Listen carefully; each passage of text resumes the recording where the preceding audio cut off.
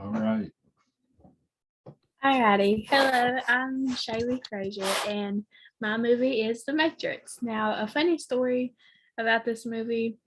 I was watching a YouTube video of a guy remaking a house in the 2000s there, and he brought up this movie. That's why I chose this movie, because I remember him mentioning The Matrix. So, there we go. That was when it was really big, like the early 2000s, I remember. Yes, the directors was the Wachowskis. Did I say that right? Mm-hmm.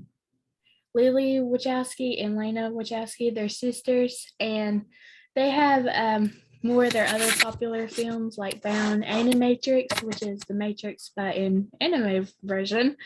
The Matrix Reloaded, The Matrix Revolutions, V for Vendetta, Speed Racers, Ninja Assassins, Cloud Atlas, and Jupiter Ascending. And what I love about these directors, like they just look like they have such a bubbly personality. Like I love her hair. That's what caught me attention to it. I loved her hair.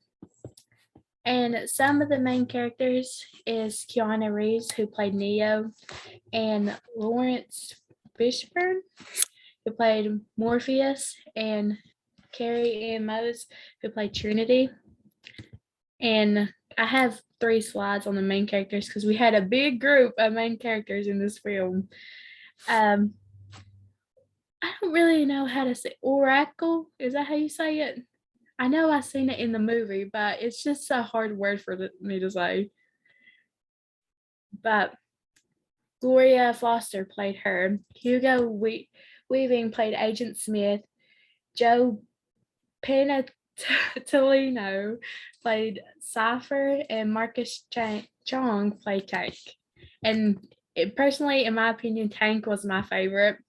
I just loved him. I love his personality and his energy so much.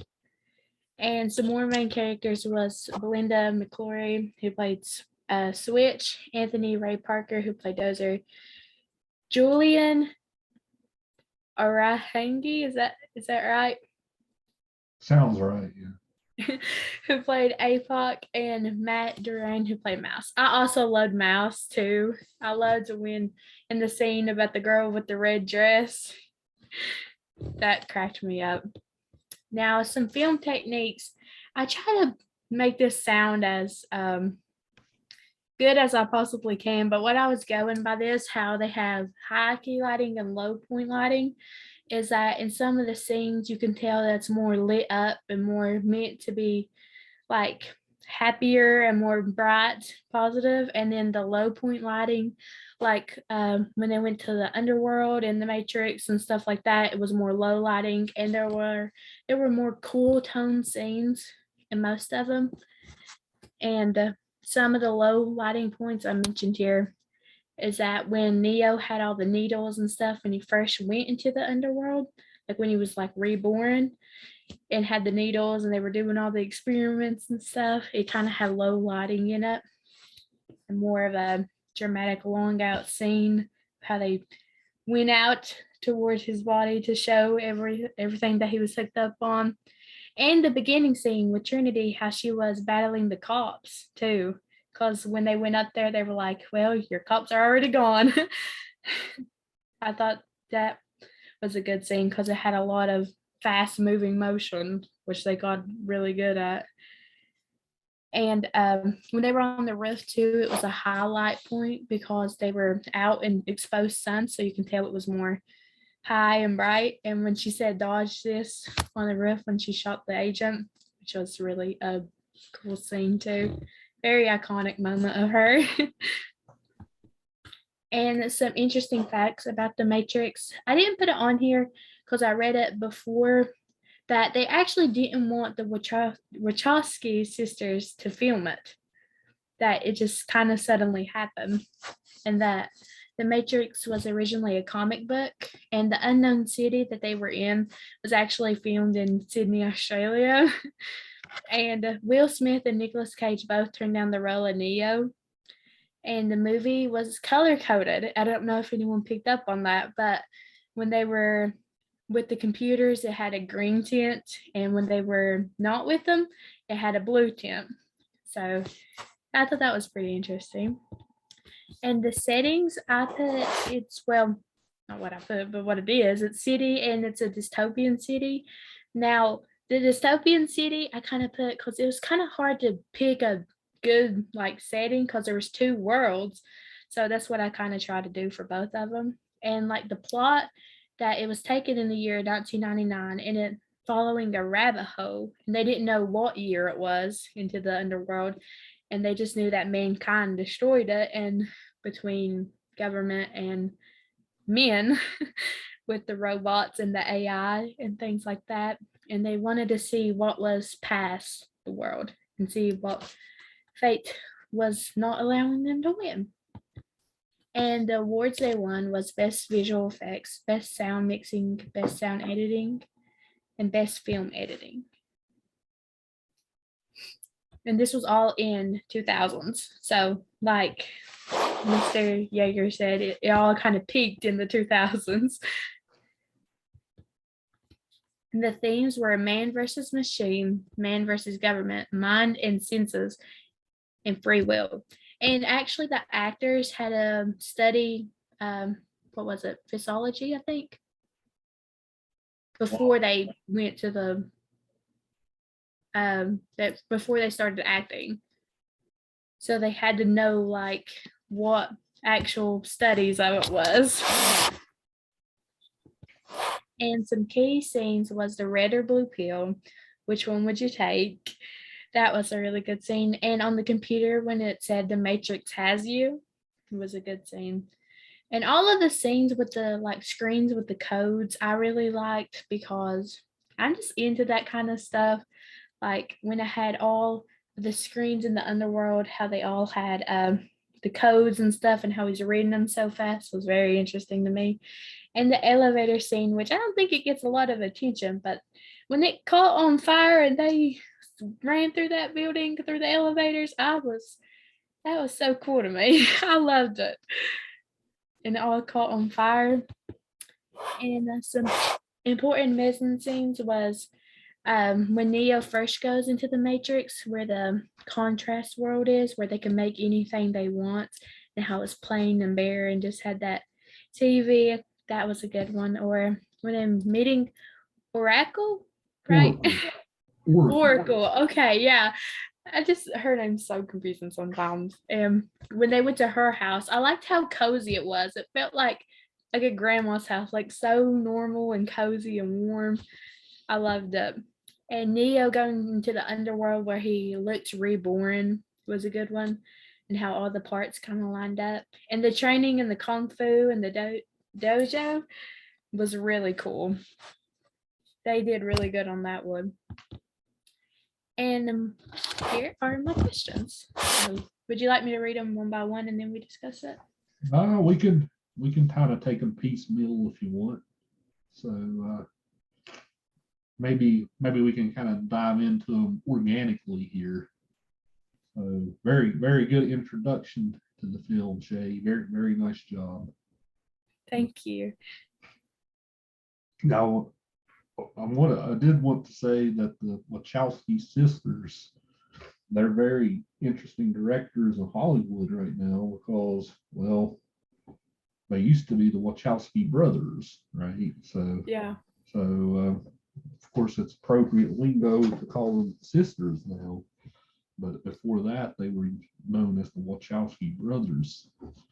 Of course, they're the stewards of this whole Matrix franchise.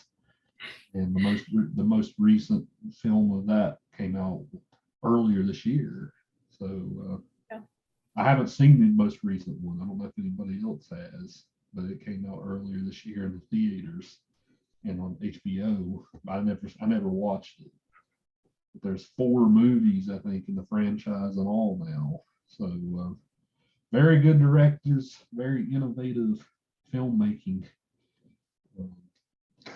What I found go ahead. Go ahead. What I found interesting was my directors was brothers, so that was pretty cool. Yours was sisters. On my movie before I go. Yeah, Cohen, you got the Cohen brothers, right?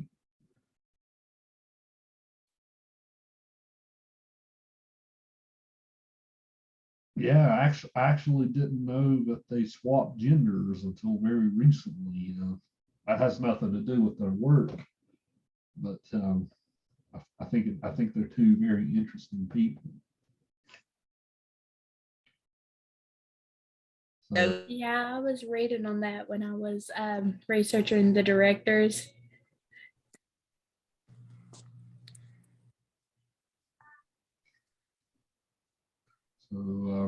what did you guys make of the movie? Like, what's your general impressions? Have you guys seen it before? Is this your first time? Um, I've never seen it before. you never seen No, it? I've never seen it before either. It was my first. I actually thought about you when I was watching it, Matt. I was thinking this seems like a Matt kind of movie. It was. It was pretty sweet. This was my first time watching it before, and I liked a lot of it, except him being reborn. That was kind of gross to me a little bit. I was like, ooh, he's got slimy stuff all over him. I really loved it. This is like my probably 10th time watching it. I'm a huge Keanu Reeves fan. I've read a lot about him. He is actually a really good person. I see where he like does a lot for people, and he'll even sit outside of like places, just like a normal person. So I really enjoyed the movie, though. I enjoy all the stuff he does. You a big John Wick fan, Kashina? Yes, I love that movie. But I didn't really like the new Matrix, even though Keanu Reeves, I think he did good. I did not like the new one. Yeah, that movie seemed to be a hit or miss. Some people really liked it. A lot of people really didn't. There's no real in between with it. It seemed like from reviews I've read.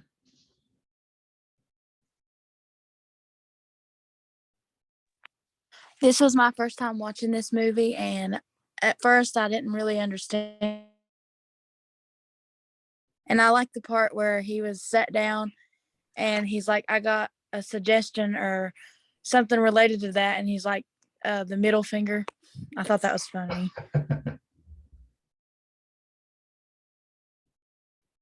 It was also my first time watching it, but I've always heard the pure reference to blue or the red, and it finally that makes a little bit more sense to me now that I've watched the movie.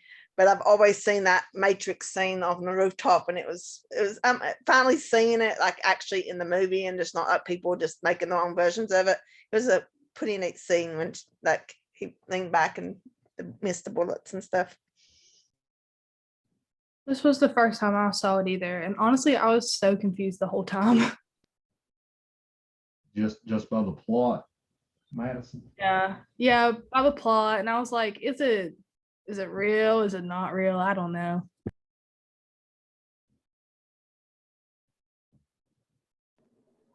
This was my first time watching it too. All my friends love it. They always told me it was amazing, but I've never really been one to give sci-fi a chance.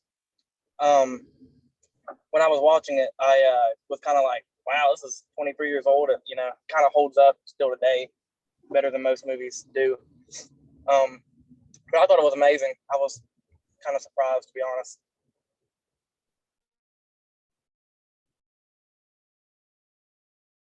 Yeah, I would agree with you there, Brandon. The action and all that definitely does still hold up today. It was my first time watching it too. I've had the opportunity to watch it several times, but I really thought that it wouldn't be something that I would like. So I would always, like turn the channel or, not watch it. So I didn't, I've never watched it before, but I really did enjoy it. Like the action and like all the pieces of it. Like I really stayed interested in what was going on.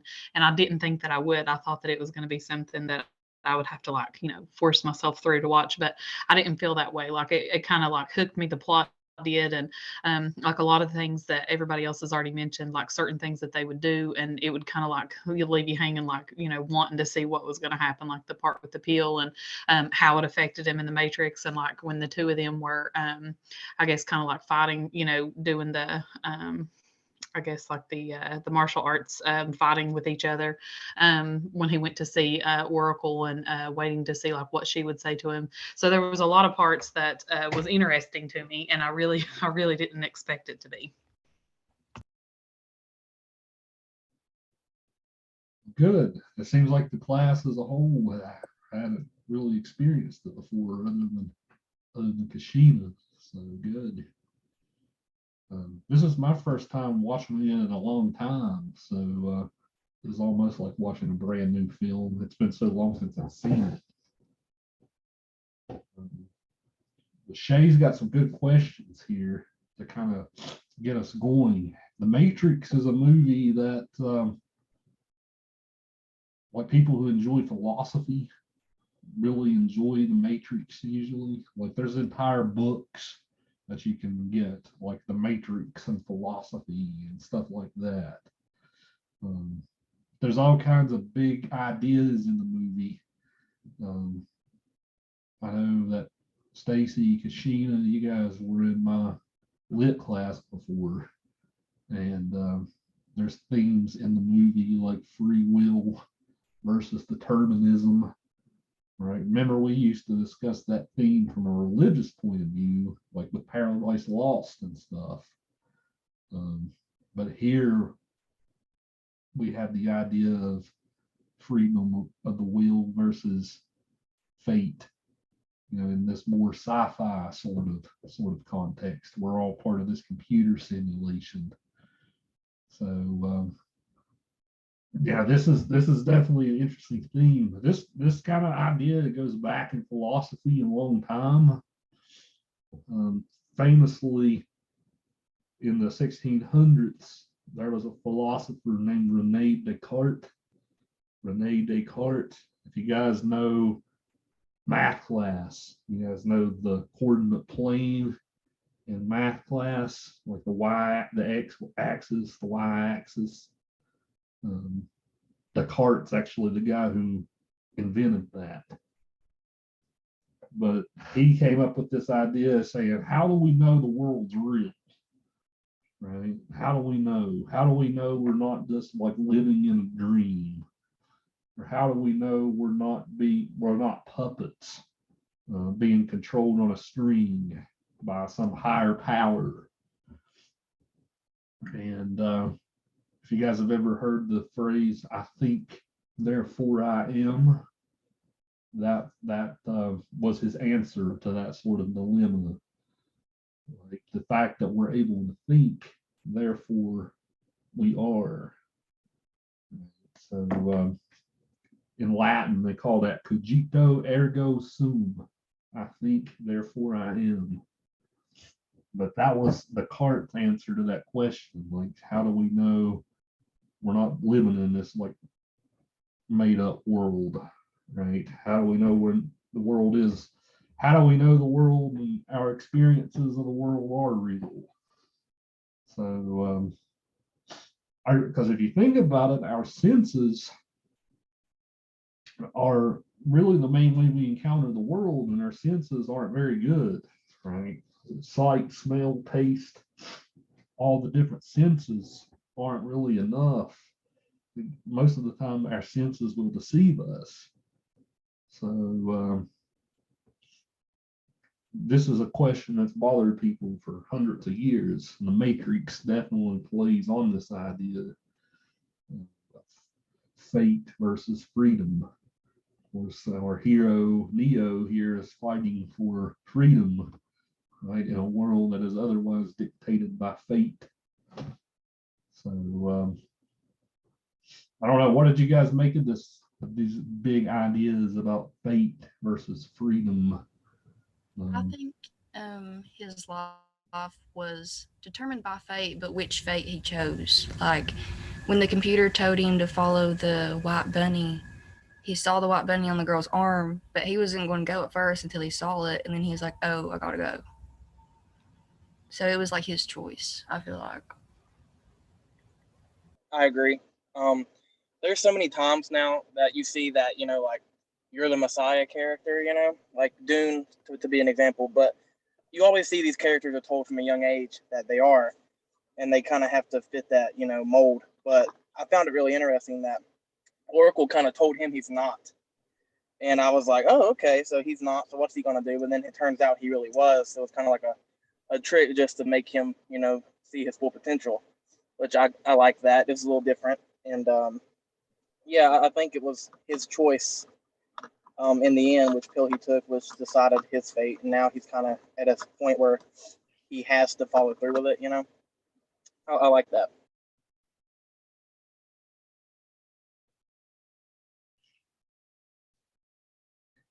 Aline, I see you say you agree with Brennan. How so?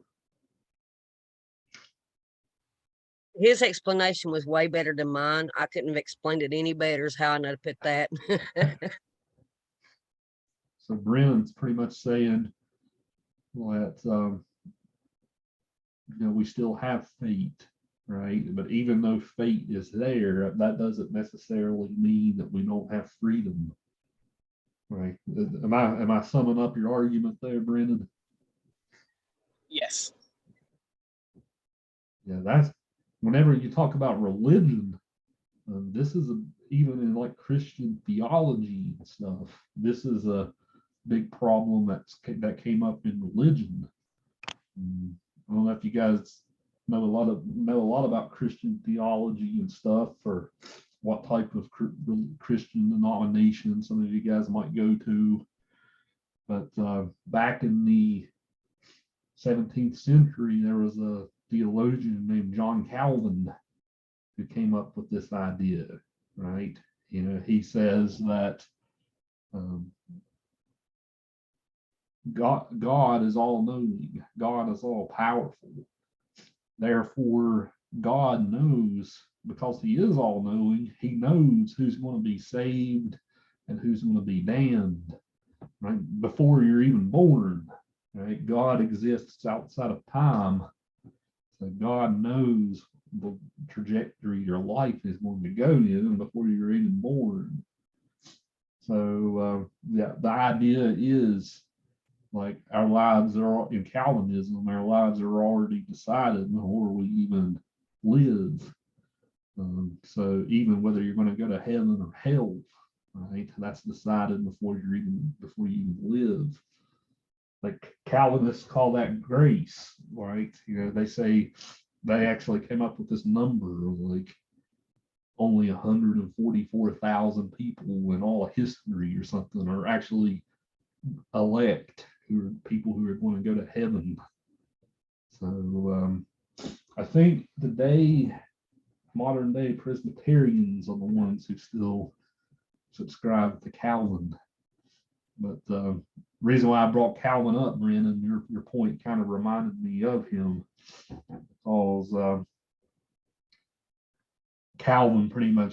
Calvinist theologians pretty much argue from a religious standpoint that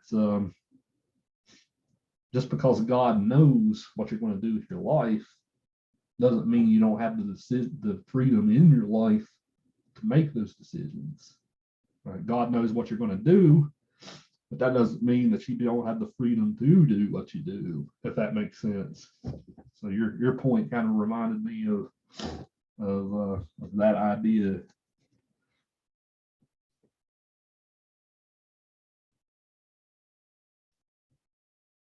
Yeah, Stacy, Kashina, I know both of you guys remember this conversation we had last year. Oh yeah, definitely. We had some really good discussions in that class. And I think too, I would have to agree, with like a lot of what they said, which Brendan really did explain it really well. But just being determined by fate or what your life is, or like predetermined, and if you're a Christian and how you look at things, because God is all knowing. So we had some really good discussions on that. What do you guys think of that idea? Like, not even in the Matrix, but even in general, right? Do you feel like there is a strong sense of fate, whether it's driven by God or something else? Or do we mostly in our lives have freedom to make our own decisions? Because the Matrix definitely asks this of all of us.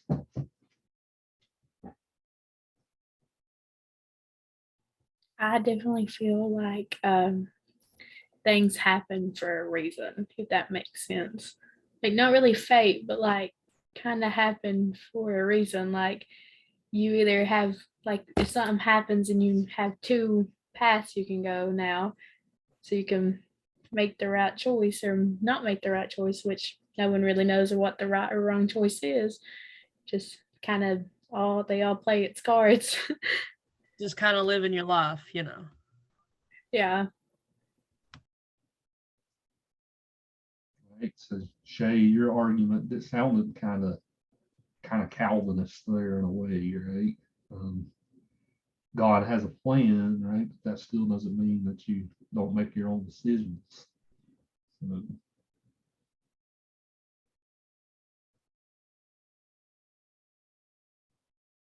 what do the rest of y'all think? Is our lives already fated, or do we have freedom to make our own decisions?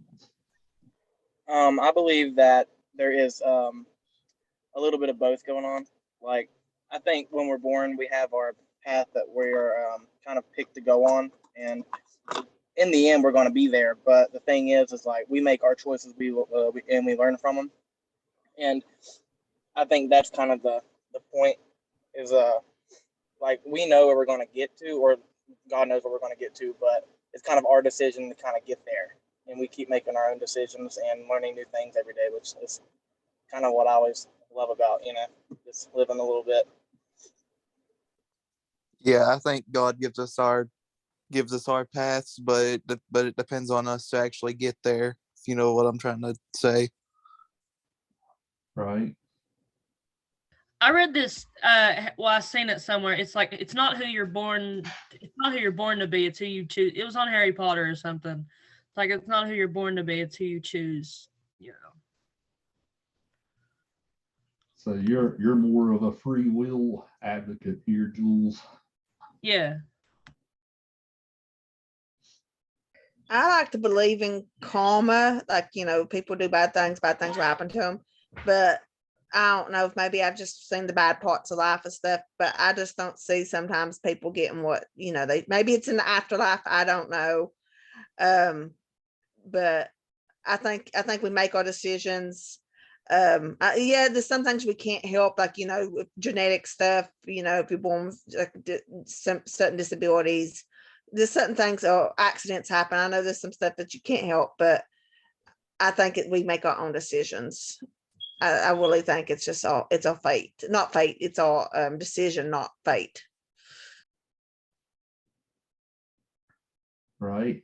Even in the context of like Christianity, like different Christians have different views on this.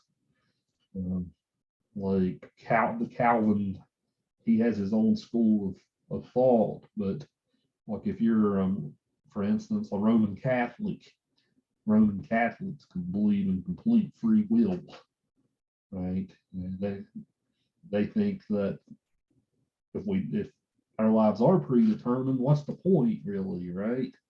We have to choose whether or not we're going to go to God, right? So they Roman Catholics completely reject the idea of predestination. So, not just them, I'm sure other Christians do too, but I can't speak on authority that they don't believe in that.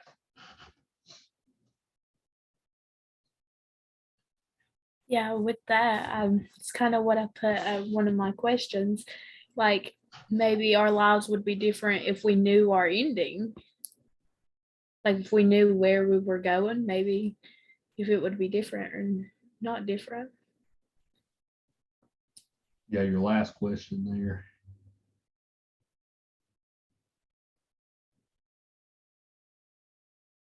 Yeah, that's that old question, like I think there was a horror movie that came out a year or two ago that played with that idea, right? There was an app that told people like the day they would die or something. You guys remember seeing a trailer? I didn't watch it. I remember seeing that.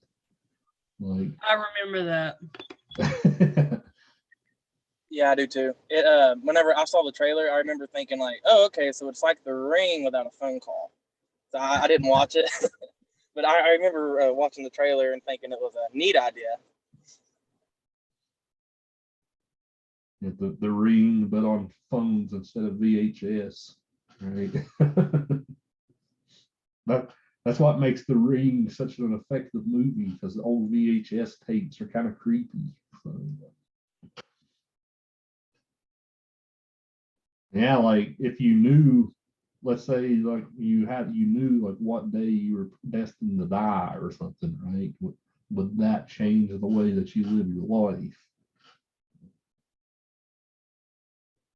There's a song by Nickelback.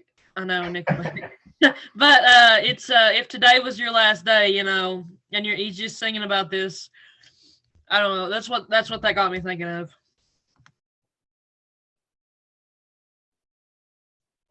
Yeah, so Yeah, I think if we knew that like our death date, it would I think it would bring more ignorance, because we would be like if you knew like if I knew I was going to die when I'm 75 years old and there's nothing that would change that, I think I would do a lot more crazy stuff, like a lot more stuff that would maybe put me in harm's way. So I think that would be an issue. right, so you would be more of a daredevil type, right? If you knew that it wouldn't lead to that consequence. I agree with that, because if you knew when you're going to die, then more people are going to do what they hoped and always dreamed of doing.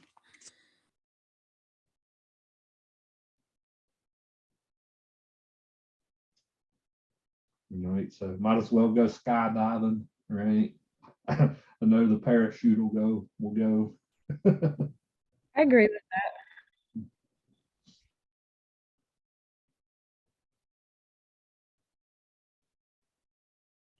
Now you get some stories like this. Like I know one of the most famous works of British lit is Christopher Marlowe's play Dr. Faustus. Um, and in Dr. Faustus, there's this famous scientist who sells his soul to the devil at the beginning of the play. And the devil gives him like 20 years of worldly success or something like that. Then after that, they will come for him. So that's an instance where he knows his death date. And one of the great ironies of the play is he squanders all of that power the demons give him during his 20 years. And then at the end, he's left feeling empty and desolate and wishing he could repent. Good play.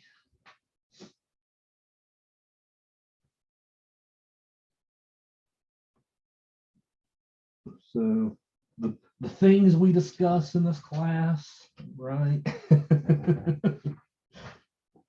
This is philosophy hour here.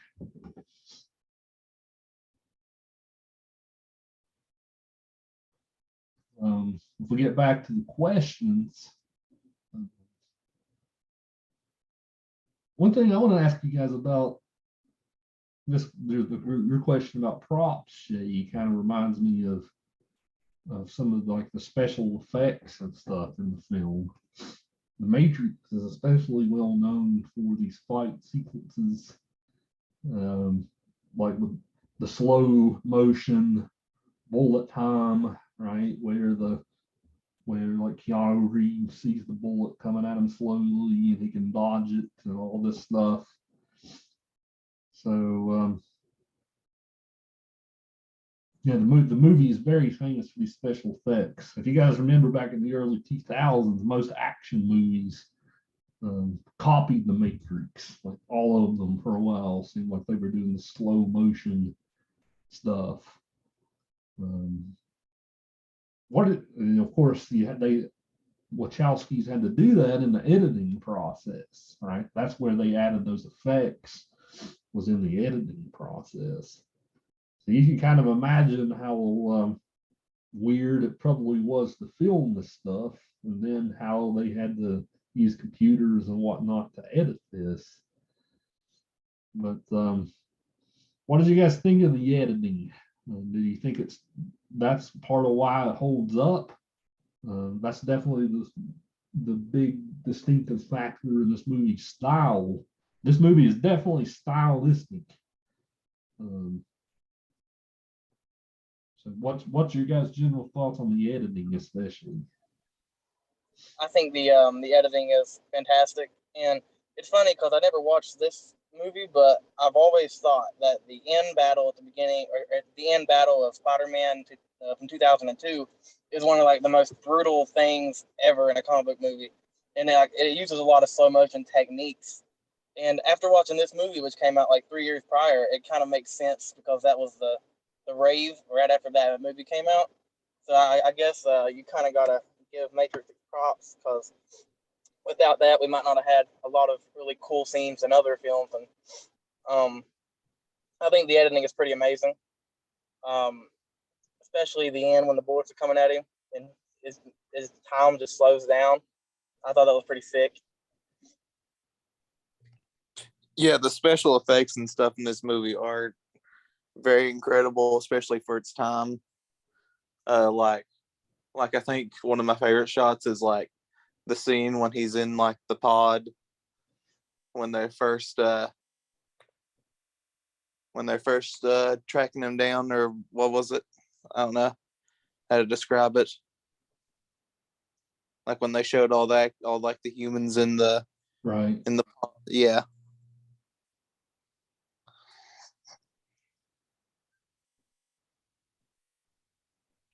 Also, with the props and stuff, I wanted to like specify like the computers, how many they use, and how it couldn't like really be the Matrix without the computers, and how the underworld, it was so dark and gloomy, but they needed those weapons and machineries. And even when they were taking out the bug out of his stomach, that prop kind of tied that scene together.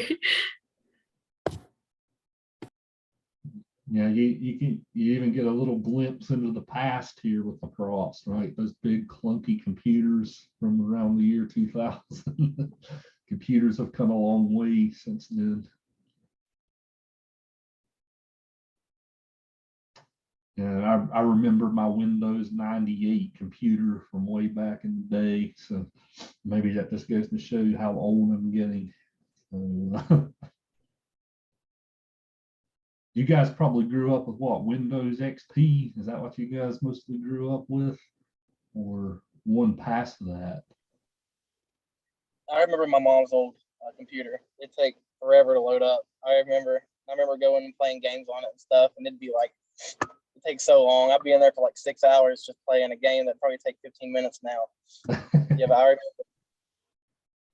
Dial tone kind of sucked. Oh yeah, remember those days.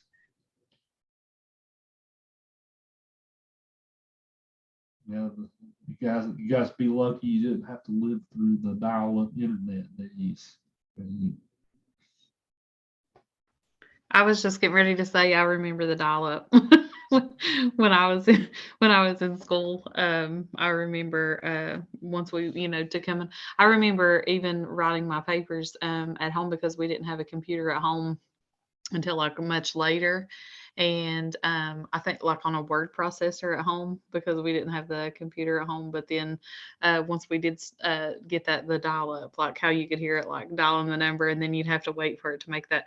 Somebody shared something, I think it was on Facebook, just like something about nostalgia, and it was like that sound was one of the things that they shared, and I was like, oh my gosh, I remember that sound.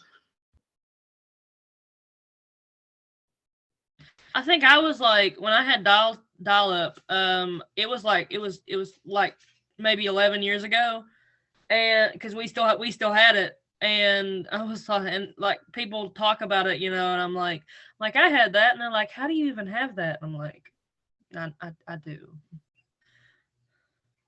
Because it's just the way our internet was set up. Yeah, it took a long time for this area to get broadband. For a long time, dial-up was still the big thing, even going into like the 2010s. That's how long it took to get broadband through some areas here. Yeah, that's your question about props here, Shay. It kind of made me wax nostalgic about all those old computers and stuff from way back. Yeah, I've kind of put that one in there because of like how I said I watched when they were renovating the house to kind of give it that 2000s vibe. I was like, well, props is a good point to put at because they were doing their whole theme for like the Matrix. So I was like, the props would be really good.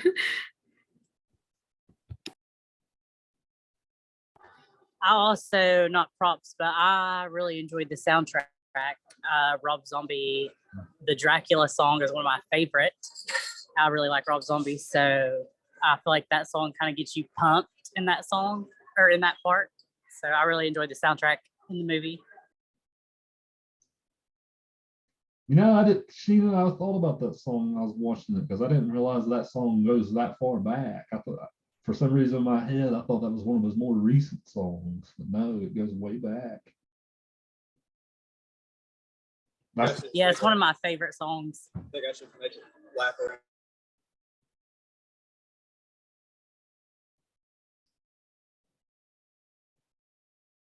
Yeah, I've always enjoyed the music video to that song.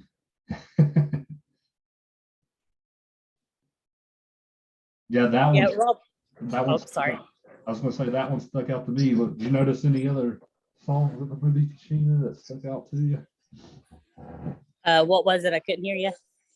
So did you notice any other songs in the movie that stuck out to you in the soundtrack? That one really stuck out to me, I guess, because I really like Rob Zombie. So that Dracula, that song stuck out to me the most. I was going to say though, before Rob Zombie's son, he actually sings as well. I didn't know if you knew that or not. I did not know. I like Rob's music, but I don't like his movies. That's my $2 take there. Yeah, I agree with you. But I do like his wife. I think she does a very good job. Like she plays a good crazy person in everything she's in. I've always said, if Halloween was titled anything else and not about Michael Myers, just about a crazy dude that grows up and remains crazy, it would have been a great movie. But as like a Halloween movie, the best part of the Michael Myers character is the ambiance of how he became who he is in such a normal family life. But you kind of see, like, in his version, he's getting like bred and he kind of has all those traits when he's young. So I didn't like it. And that's pretty much the only movie of Rob Zombie's I think is decent. Yeah, I pretty much agree with you completely on that one, Brennan. Michael Myers doesn't work with a backstory, I don't think.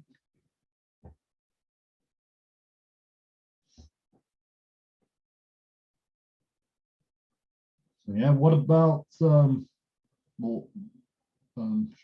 Shay did a really nice job talking about the colors in the movie, green and blue. She said, "Which pill would you take here?" But what did you guys make of the lighting? The green lighting, especially, is very characteristic of this movie. And then, as she said, the blue is when they're in the real world. The green is when they're in the Matrix. Did you guys catch on to that as you were watching, or is this something that her presentation just made you think of? I didn't catch on.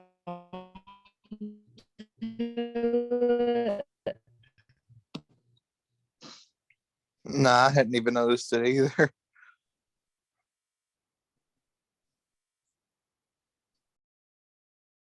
Right. Yeah, that's something that probably would elude you on a first viewing. But if you come back and watch it a second time, you'd probably be like, oh yeah, right. Lighting is one of the first things I always pay attention to, and like tones and stuff when I'm watching a movie. So I found it pretty cool because every time I've always seen The Matrix, like the picture, I always think of green. And then I saw when they're in the real world, it was blue, and I was like, okay, so they're going for different tones here. And I thought it was pretty interesting, and I like it. I thought it was neat.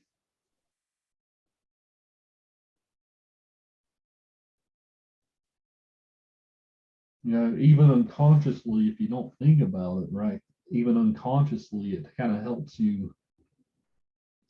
I think your brain kind of works it out as you go, even if you don't think it. If that makes sense, subconsciously, you're aware that that's probably the dream world. I'm sorry to interrupt y'all about this, but I got a totally different question. Who was it that said something about Rob Zombie had a son and he sings? What's his name? That was Kashina.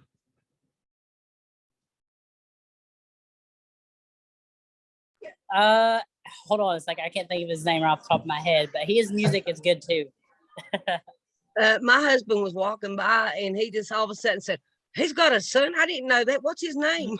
Yes, he has a band. Iron Man 5000. Power Man 5000 is what the band's called. Tell him to look it up. If he likes him, he'll like it. Okay, thank you. You're welcome.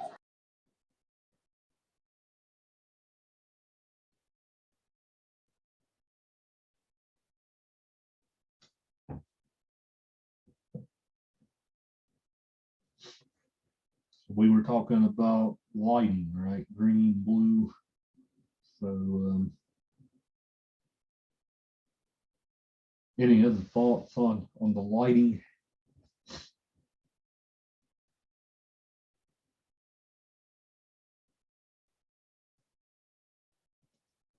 Sheena, you said you're a big Matrix fan. What do you think of, because one of the, probably the next assignment I'm going to give you guys is going to be a sequel, prequel analysis. So like one of our movies that we watched in this class, I'm going to have you guys do an analysis of a sequel or a prequel or something like that. So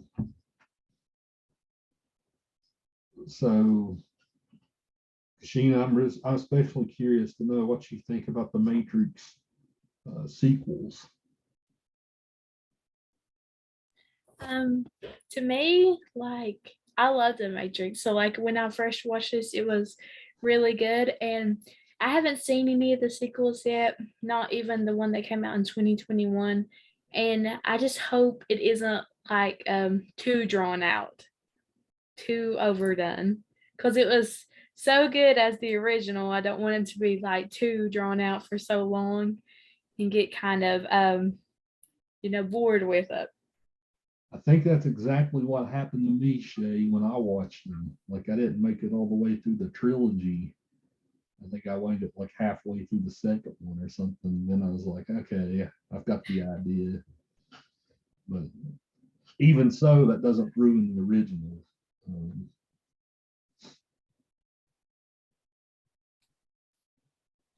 Yeah, I hope it, if I watch them or when I watch them, that it just, I hope the new one would be, I haven't seen it yet, so.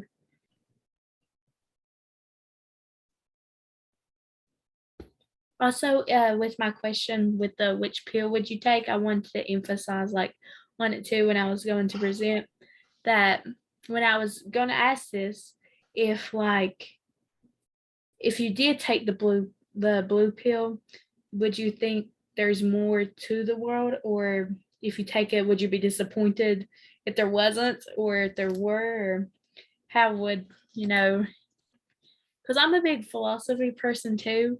So I kind of feel that there's unexplained things that happen in the world. So I wonder if there is anything out there or not what people have told us, like the government and stuff, which goes back to the last uh, movie we did about the book when I referenced 1984, because it had a whole thing about how the government controlled and wonder what is out there and what's not out there. People would take the risk to actually see if there was or not.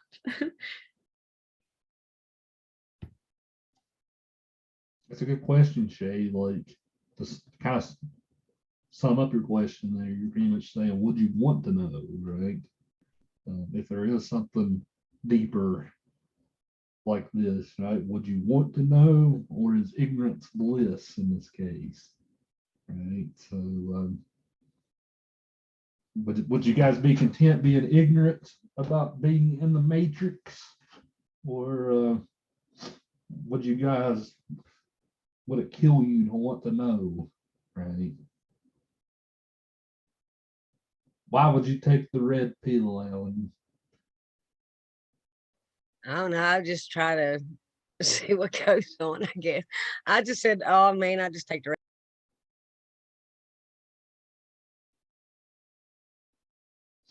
Now here's another philosophy lesson for you guys today, since we're might as well, right? Shay, you might have heard this before. It's Plato's idea of the cave, his allegory of the cave. Back in ancient Greek philosophy, Plato came up with this idea. He says, imagine, these two people are in a cave, right? They've been in that cave their whole lives. They've never seen the sunlight. Well, so they're kind of blind to what the real world is like. So one day, one of them busts free and goes out into the sunlight, but he goes back in, right? He rejects the sunlight. So that case of the allegory of the cave is kind of like an ignorance is bliss kind of scenario. So yeah, I don't. Have you ever heard that one before, Shay? The cave allegory. I haven't heard that, but I've heard of Plato before. And when you said that name, it reminded me that I've heard like him before, but I haven't heard that. And in the movie too, when Cypher was like, "Yeah, I wish I would have took the red pill," and then he turns out to be the bad guy and does everything to him. And when he said he's seen people free his mind at too quick of a stage, that makes me wonder if it was him that he freed his mind too quickly.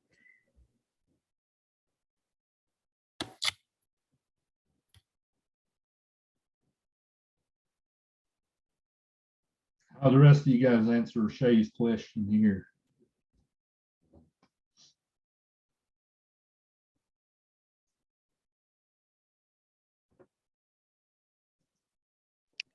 Me personally, I would take the blue pill just because he's already experienced a little bit. And I mean, I would wonder, but I would just take it so you wouldn't have to go through as much as he did. I thought the same way, but I was on the opposite end of the spectrum. I felt like I'd be in too deep. I'd have to go and I have to know everything now. That was what I was thinking while I was watching the film. So I'd probably go the same way. Like that too, because Say that again, Topanga, you kind of faded out there. I feel like that too. If I had like a little bit of information, I would want to know the rest.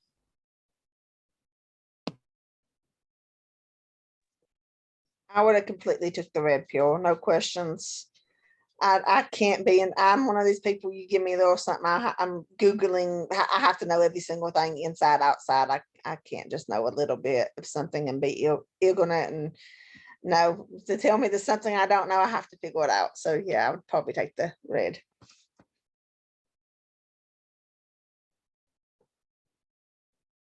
Yeah. No, I don't think there would be no questions asked on my choice. It would definitely take a minute for me to decide. But I think ultimately I would go with the red pill as well.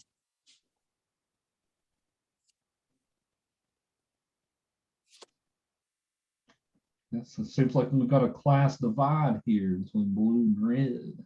That's interesting.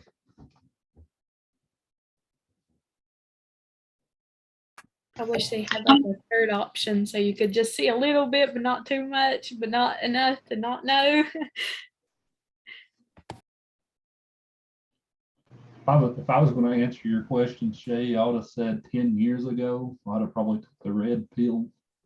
And I'm so tired and aggravated these days that I'd probably take the blue. I'm gonna take the purple pill is what Shay was gonna take. It's a little bit of both. Yeah. Well, it said in the movie that if you took the blue pill, that you could remember like whatever you wanted. You could just make it whatever you wanted. So then if you took the blue pill and it just all seemed like a dream, then it could just all be like a dream. And then you could just forget about it and you wouldn't even think, well, maybe what if I should have took the red pill? I don't know. I think I would agree with Dr. Yeager where I'm older. Maybe if I was younger, I would have probably definitely, but that's pretty funny. Like, yeah, I kind of just want to, when my day's done, I just want to just be home and just unbothered. So I think I would probably now take the blue pill. There's something to be said about that, Stacey. Just go home and kick back, and not worry about the secrets of the universe. Exactly. In my comfy clothes on the couch. Wonder what would have happened if you took both pills at the same time. Was that ever touched on in a later film? Sheena would have to answer that. I don't know.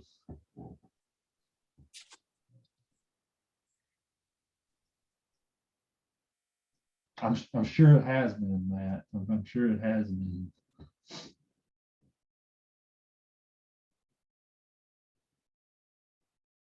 Yeah, this movie is definitely an option for that future assignment we're going to do and evaluating the prequel sequels. Topanga, you've pretty much already done that work for your movie because you saw the remake of the movie. I was about to mention that.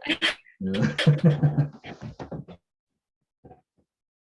So, That movie was so stupid that it was actually good. I know, right? Yeah, all the overacting in it and Owen Wilson getting his head knocked off. Right? Everybody in that film was so dramatic for no reason. Now, next week, once we get into horror, our first film is The Haunting. So just so you guys know, it's the 1963 version, not the 1999 version. The 1999 version is pretty bad. But as we just said, it's kind of bad in a good way. So if you like movies that are so bad they're good, then that one is a good one. Moonfall is one of those movies. What'd you say, Brennan? Moonfall was one of those movies. Really, anything by Roland Emmerich. But when I went to watch Moonfall 2 months ago, I was like, "This is the worst thing I've ever seen," but I want to keep watching.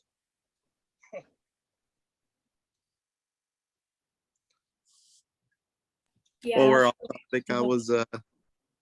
I was reading up more about what Shelley said earlier, that Will Smith and Sean Connery both turned down the roles.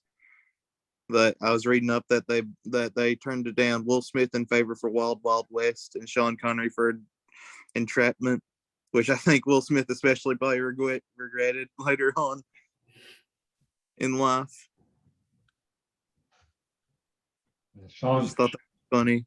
Sean Connery passed up tons of roles. Like, of course, if you guys know his career after James Bond, he kind of fell out a little bit. but he passed down all kinds of roles. He turned down Gandalf for Lord of the Rings. He turned down this. He had lots of chances to make it big and make a lot more money later in life, but he chose not to every time.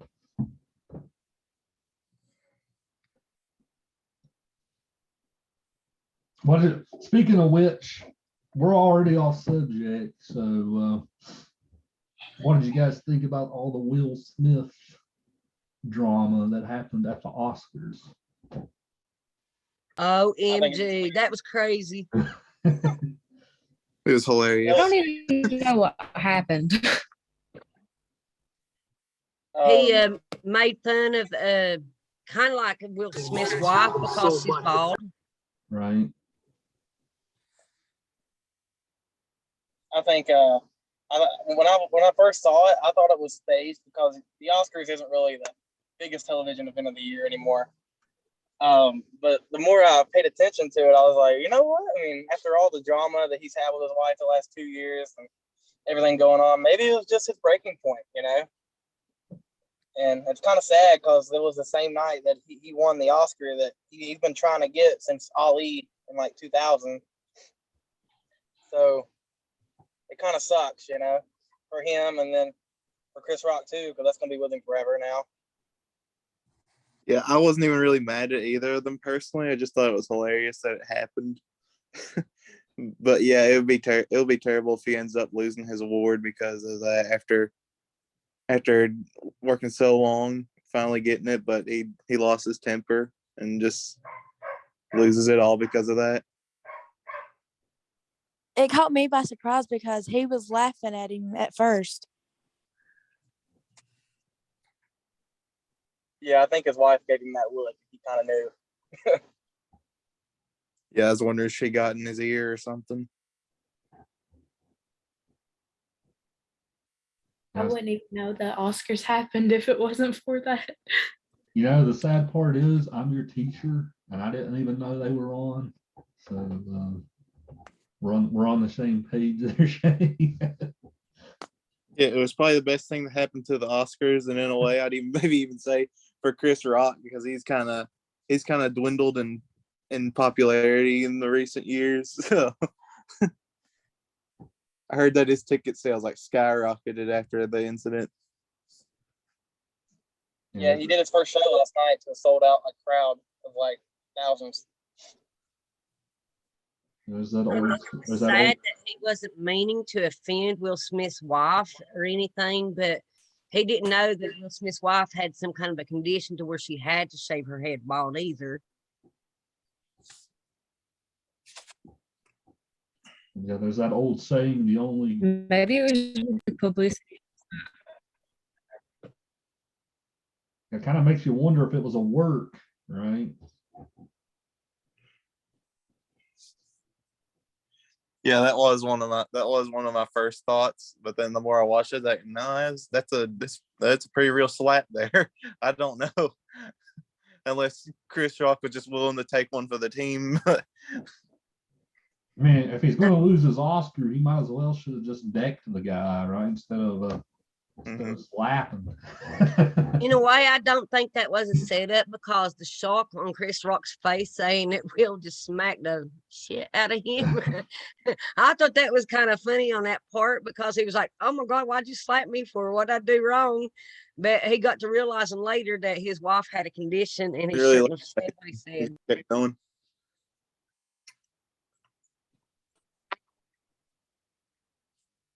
Yeah, in this class, we're always talking about the Oscars and what won what, and then I don't even watch the Oscar when they're on. So, yeah, go figure.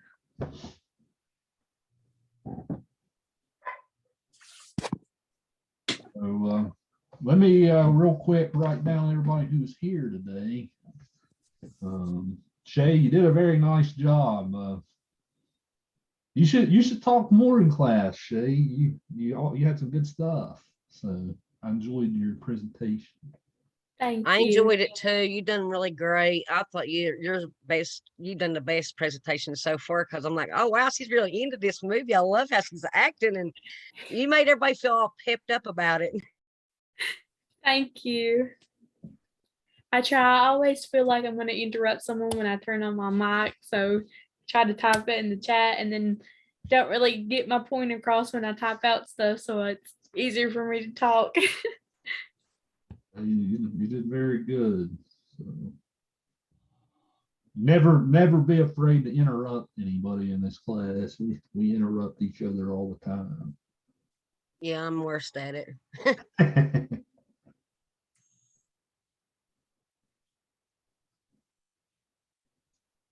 So next up, I'm not messing it up this time. Next up is Starman. So Matt Ray will be presenting next time. And then after that, we will be going into horror. And our first entry in the horror will be the 63 version of The Haunting, as I said earlier. So those are our two films for next week. As soon as we got out of class last time and you said we're supposed to watch Starman, I had already watched it. As soon as we got out of class, I watched it and I was like, oh my God, it's a pretty cool movie. But and then you made that announcement. I said, oh crap, now I gotta watch another one. Well, at least you've already watched it. Yeah. You've already done your homework.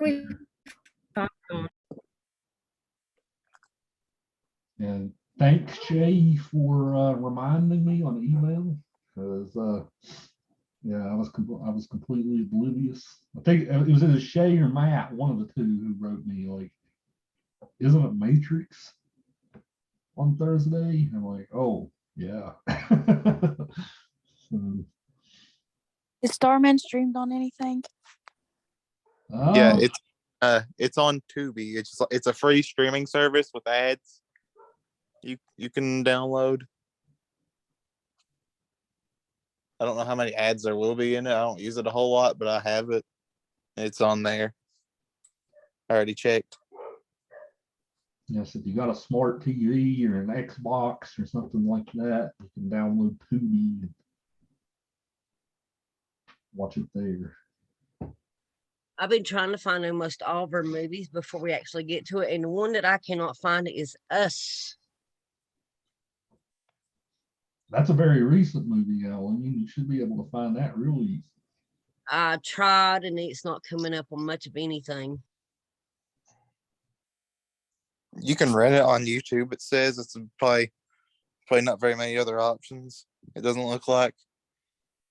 It says you can rent it on YouTube, Google Play Movies, Apple TV, Vudu, and Amazon Prime. I was trying to find it without having to pay for it, but I don't care to pay for it if I have to. You can probably get a pretty cheap DVD for about $5.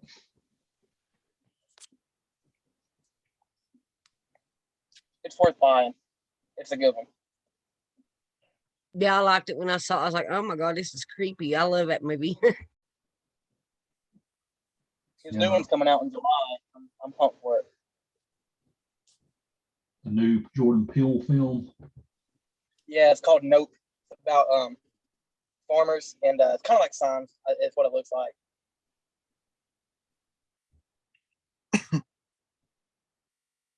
Yeah, or three. See, I know we're doing The Haunting, we're doing Us, and Hereditary. We're doing Hereditary in this class. So that's a good one too, if you guys haven't seen it yet. I can't wait for everybody's opinions on Hereditary, because when I went to watch it with my friends, half were laughing, half loved it, half hated it. It was kind of funny. That was like a jaw dropper for me when I watched that movie.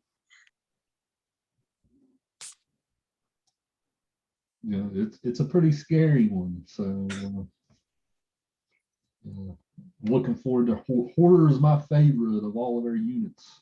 So yeah, I'm looking forward to that one.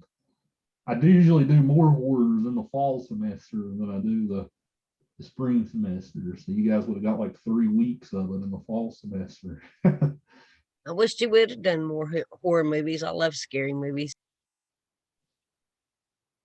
Yeah, last semester I did 0 musicals and like more horror Halloween, so that would have been right up your alley. Oh my God, why didn't you do that?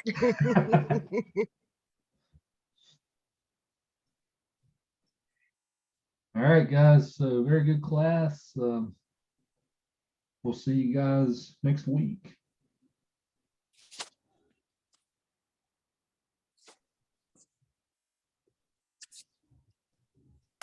Thank you again. Welcome, Jay. You're going to get an A, just so you know. You did good. Thank you. I tried really hard on it. I made sure everything was okay after you sent me what I needed to get fixed. So I tried my hardest on it. Good. Thank you. Have a good weekend. You too.